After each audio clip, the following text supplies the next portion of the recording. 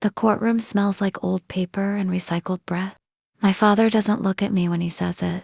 She is mentally unfit. 4 words. Clean, surgical. They land somewhere behind my ribs. Not in my heart. Not in my throat. Deeper. The judge tilts his head, slow, like a bird studying roadkill. I keep my hands folded. Left thumb over right, like I practiced. My lawyer shifts. Fabric whispers. Panic dressed as professionalism.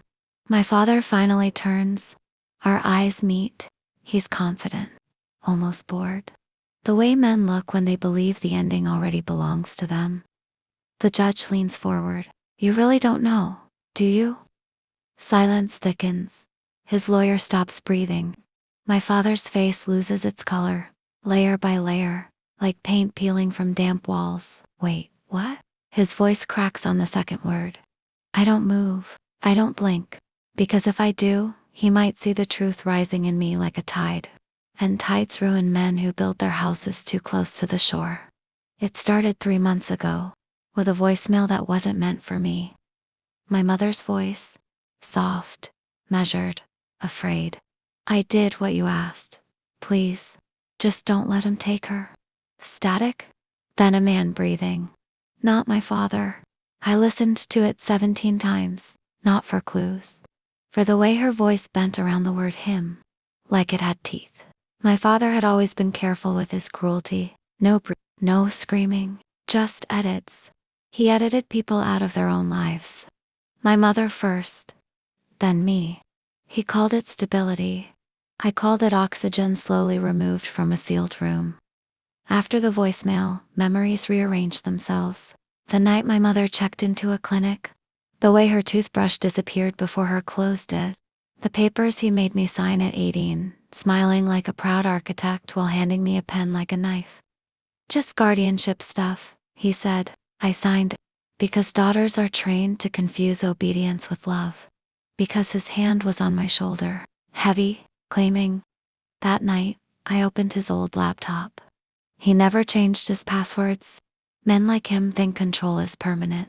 Folders inside folders. Medical invoices. Psychiatric evaluations. My mother's name. Stamped. Diagnosed. Erased. Then payments. Large ones. To a private facility 2 cities away. Another folder. Labeled only. Insurance. Inside documents with my name. My birth certificate. And another copy? Different hospital. Different father. My chest didn't tighten. It went hollow. Like something had been carefully removed years ago and I was only just noticing the missing weight. In the reflection of the black screen, I saw my face. Still, practiced. Already learning how to survive the truth by becoming colder than it. I didn't cry after that night. Crying is loud. Messy. It warns people. Instead, I became careful. I requested copies of my hospital records under the excuse of identity verification. Pulled archived birth logs from 2 counties. Cross-matched dates. Then I hired a lab. Not a clinic. Not a hospital. A quiet private service that handled paternity disputes for wealthy men who wanted truth without fingerprints. I mailed my DNA. And my father's. He never noticed the missing hair from his brush. People who steal lives don't notice small thefts. While I waited, I played my role. Soft voice. Lowered eyes. Medication compliance. I let him build his case. Let him polish the story of my episodes. Let him prepare the cage. The results arrived on a Tuesday. 1 sentence mattered. Probability of paternity, 0.0%. No dramatic reaction. No shaking. Just a clean internal click. Like the final piece sliding into a locked mechanism. I visited my mother 2 days later. The facility smelled like bleach and surrender. She was thinner. Eyes too awake. I didn't hug her. Walls have ears in places like that. I slid the report onto her table. Face down. Her fingers trembled when she flipped it. Then she nodded. Once, slow. He paid them, she whispered. When I tried to leave. When I told him the truth. Her eyes lifted. I thought you'd be safer if he believed you were his. A pause. I was wrong. I stood. Left the report. Left her. Some truths don't need comfort. They need witnesses. In court, the judge already has the envelope. Sealed. Stamped. My father's lawyer stutters something about relevance. The judge opens it anyway. Paper sounds loud in rooms where lies have been living comfortably. He reads. Once, then again. My father doesn't sit. He sinks. This guardianship petition, the judge says calmly, is based on fraudulent psychiatric records and a paternal claim that is biologically impossible.